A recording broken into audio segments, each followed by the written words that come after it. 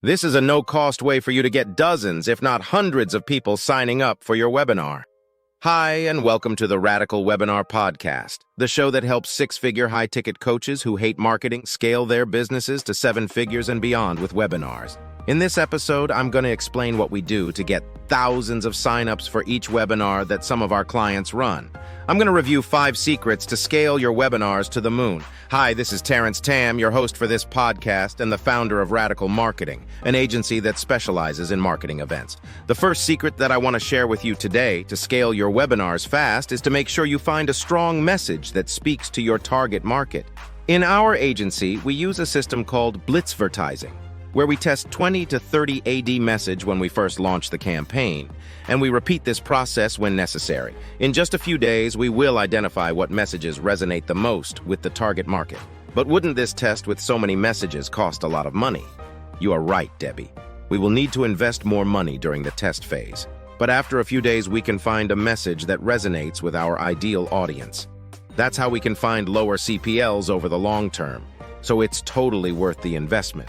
Sometimes if you find the right message with the right ad, it's like hitting the jackpot.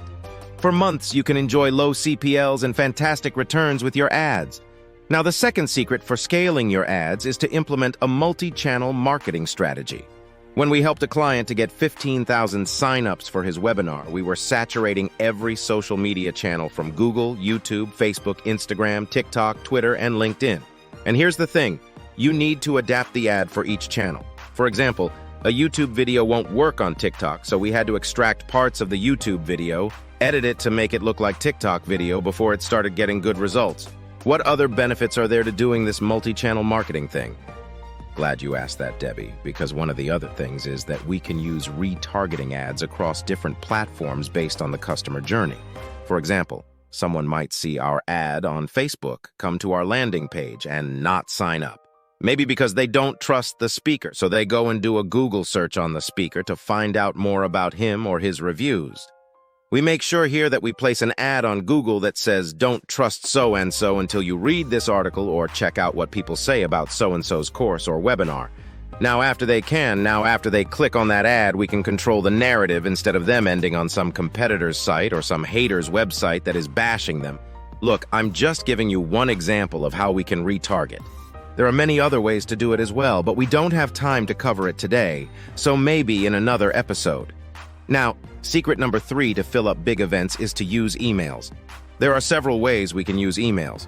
The first and most logical way is to email your existing lists. Tell them you have a new webinar that will help them solve a certain problem and achieve a certain outcome. That's the first way. The second way is what is known as JV partnerships. Now, this is where we do deal with other people who have email lists and we get them to promote the event to their lists.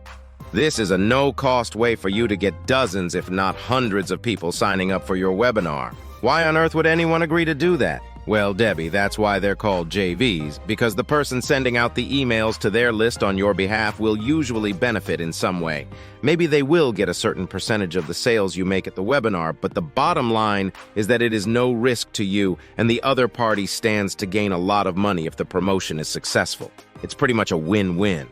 When people work with us, we will often look at brokering such deals between existing clients.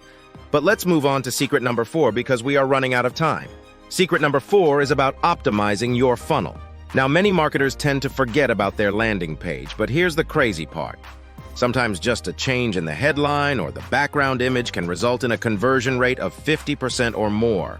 Heck, it just happened this week for one of our clients. We just changed the image and bam, we got a 50% improvement in conversion rate on landing page. What this means is that your cost per sign-up immediately drops by over 30% if I got my math right. So it's one of those small hinges that really moves big doors. Get this right and you won't have to work so hard on producing more ads to try and get a better cost per lead for your webinars. What is the best thing to change on the landing page? I would say that the headline would be the first thing I look at. Secondly, the image above the fold can also shift the needle a fair bit, as I just explained in the example that we had this week. I would also look at the sign-up button and forms to make sure they are simple and easy for the user.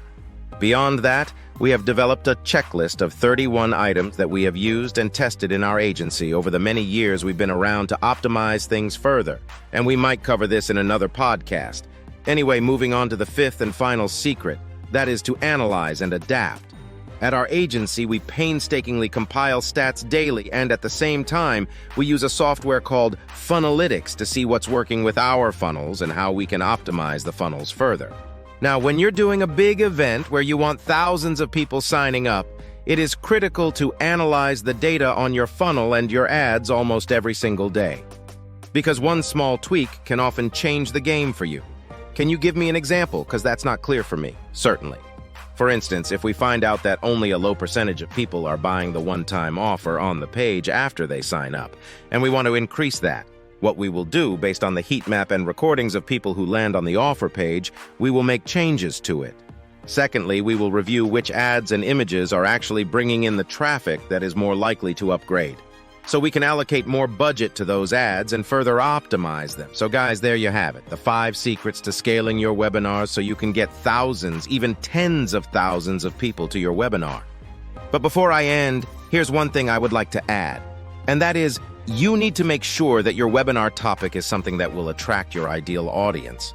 I see too many people going too broad, trying to attract a bigger audience to their webinars. That generally doesn't work very well because you end up competing with well-entrenched competitors. Now remember, if you run an expert or coaching business, you can still get a copy of my book, Lead Search, where we will outline 8 different funnels to help you get more leads. The link will be in the show notes below. In the next solo episode, I will be breaking down a high-converting webinar funnel, so make sure you keep your eyes open for that episode. Because like I said earlier, having a strong funnel is a small hinge that swings big doors.